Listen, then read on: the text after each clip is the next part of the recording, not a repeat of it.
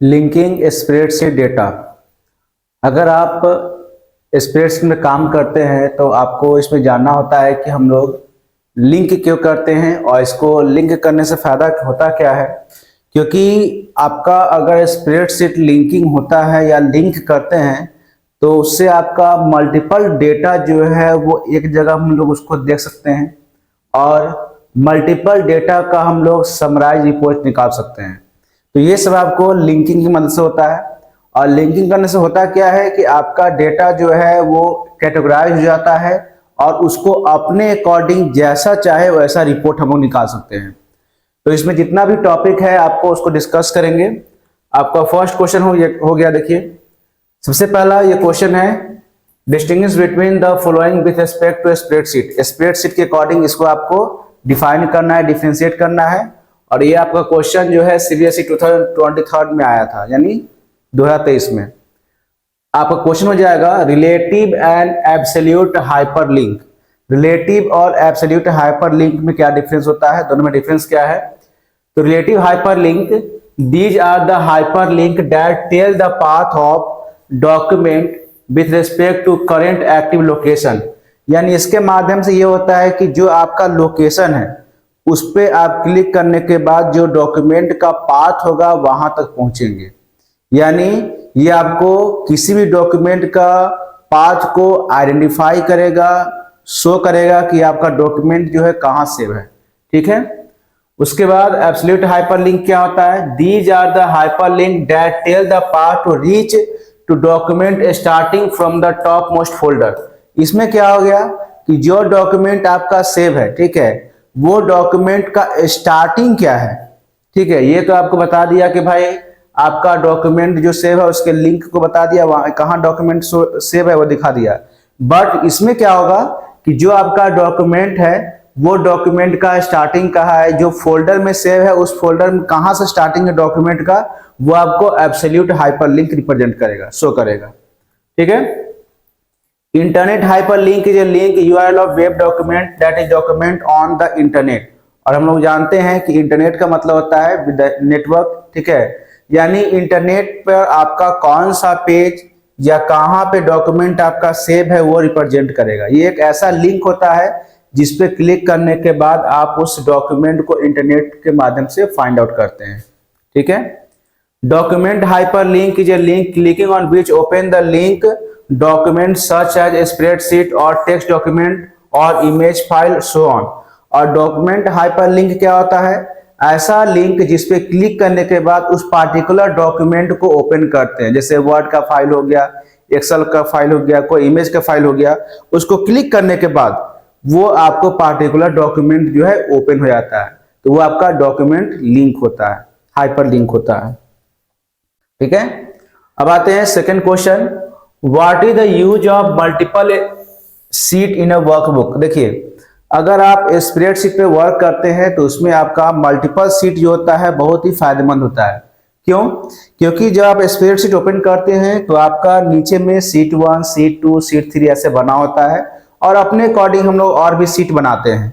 तो इसमें फायदा ये होता है ना कि आपको अपने अकॉर्डिंग, सीट के अकॉर्डिंग जो है हम किसी भी डेटा को कैटेगराइज करते हैं। यानी सीट 1 में मान लीजिए कुछ स्टूडेंट्स का नाम हो गया, सीट 2 में उसका मार्क्स डिटेल हो गया, सीट 3 में आपका उसका एड्रेस हो गया, सीट 4 में उसका क्लास का पूरा डिटेल हो गया। तो इस तरीके से हर सीट में आपका अलग अलग हम लोग रिकॉर्ड को स्टोर करते हैं, अलग अलग रिकॉर्ड को ऑर्गेनाइज करते हैं। तो वही आपका यहाँ पे लिखा है, multiple sheets help keep information organize in a workbook.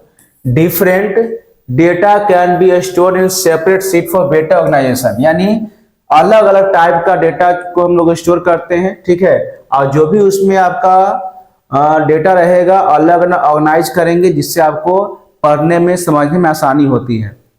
However, when the needs arise, these separate sheets can be linked to, and this way all the data can be used even while the different sheets।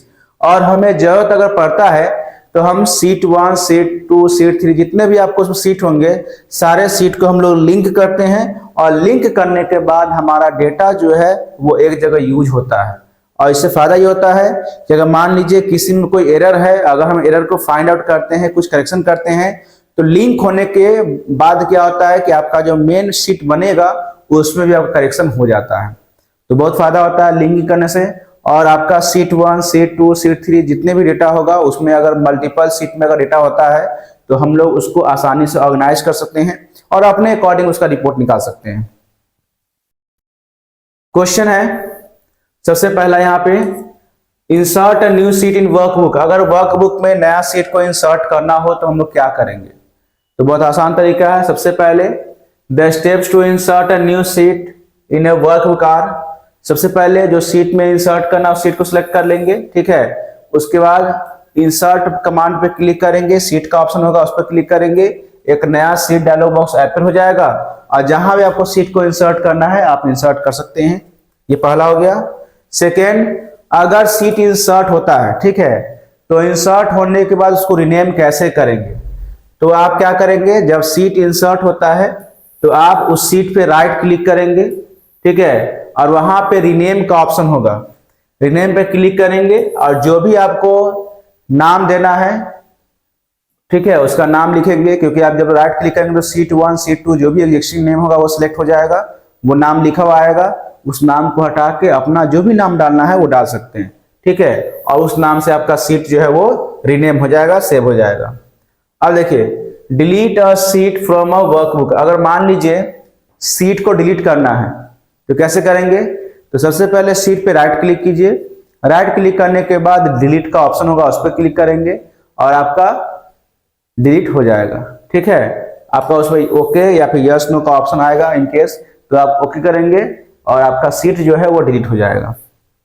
Question 4 है, how do you link 2 और मोर sheet in workbook. अगर आपको workbook में 2 या 2 से ज्यादा sheets को link करना है तो उसके लिए हम लोग कौन से स्टेप्स को अपनाएंगे? तो सबसे पहले करना क्या है, एक आपको एक खाली यानी ओपन यानी एम्प्टी स्प्रेडशीट को ओपन कर लेना है। उसमें आपको एक फॉर्मूला इंटर करना है सेल A1 में, जिसमें आपका फॉर्मूला होगा sheet.A1 प्लस sheet3.B4, ठीक है।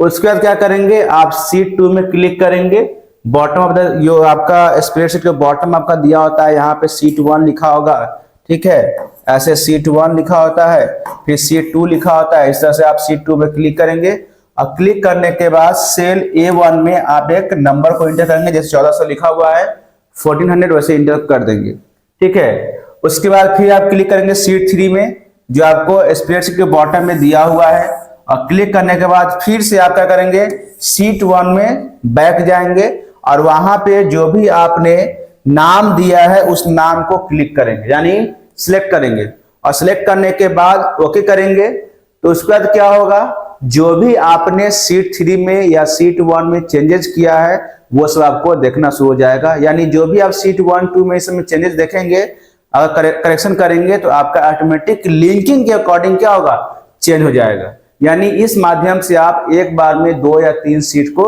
लिंक कर सकते हैं और इससे फायदा ये होगा कि आपका जो शीट है वो आपको एक जगह समराइज फॉर्म में उसका दिख सकता है रिजल्ट, ठीक है। तो आगे देखिए, क्वेश्चन 5 है, व्हाट इज और document hyperlink.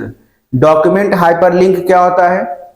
A document hyperlink is a link clicking on which open the linked document such as spreadsheet or text document of an image or and so on।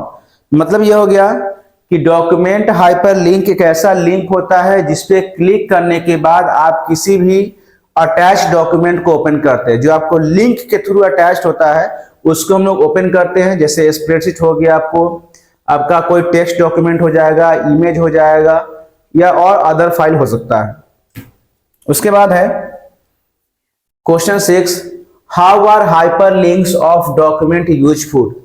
यानी जो आपका hyperlink document जो होता है वो कैसे useful होता है, कैसे आपका वर्क करता है। देखिए, hyperlink are very useful when additional information is also required along with a document. In that case, rather than adding the content of the additional information, a hyperlink to separate document can be provided। मतलब ये हो गया कि जैसे मान लीजिए आप किसी लिंक को ऐड किए, कोई डॉक्यूमेंट को लिंक के अकॉर्डिंग ऐड किए और ऐड करने के बाद अगर मान लीजिए कुछ एडिशनल इंफॉर्मेशन उसमें अटैच करना है, ठीक है, जैसे व्हाट्सएप में आप करते हो, जैसे व्हाट्सएप में आप किसी डॉक्यूमेंट को अटैच कर दिए और अटैच करने के बाद उसका रेफरेंस दे दिए कि ये हमारा बर्थडे कार्ड है, ये हमारा इनविटेशन है, या कुछ भी अपना एक एडिशनल इंफॉर्मेशन ऐड कर दिए। तो उसी प्रकार से लिंक पे क्या होता है कि लिंक पे क्लिक करने के बाद या लिंक क्रिएट करने के बाद आप उसमें एडिशनल इंफॉर्मेशन दे सकते हैं कि आपका डॉक्यूमेंट किस काम के लिए है या डॉक्यूमेंट का पर्पस क्या है। तो इससे आपको कोई भी इंफॉर्मेशन को भेजने में आसानी होता है, और लिंकिंग करने से फायदा ये होता है कि आपका स्टोरेज जो है बहुत कम लेगा, ठीक है, आप सिर्फ रेफरेंस से काम चला सकते हैं उसमें। अब है आपका question 7, when would you insert the following types of link in your worksheet, give example situation। सबसे पहला हो गया document hyperlink is a link clicking on which open the linked document such as spreadsheet, text document or image or file and so on। तो like any other document you can add hyperlink to your spreadsheet file too।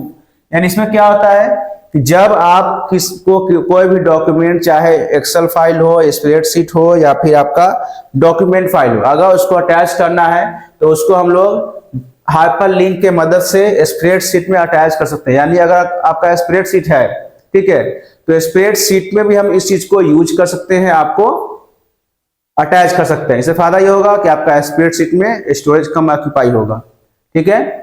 Link to external data very useful when additional information is also required along with document. You can also add link external data such as component of an HTML page. अगर मान लीजिए Excel spreadsheet में या Excel sheet में अलग से आप कोई लिंक और डालना चाहते हैं, ठीक है, तो इससे फायदा ये होता है ना कि आप कोई भी एक्सटर्नल लिंक को इसमें अटैच कर सकते हैं। जैसे कि मान लीजिए आपने कोई स्टूडेंट्स का डिटेल भरा है और डिटेल्स के साथ साथ आप उसका ईमेल आईडी और उसका मान लीजिए कोई सोशल आईडी डालना चाहते हैं, तो उसके लिंक को डालिए, डायरेक्ट उसके आईडी पे क्लिक करने के बाद उसका वेब पेज जो है लॉगिन करने के लिए ओपन हो जाएगा।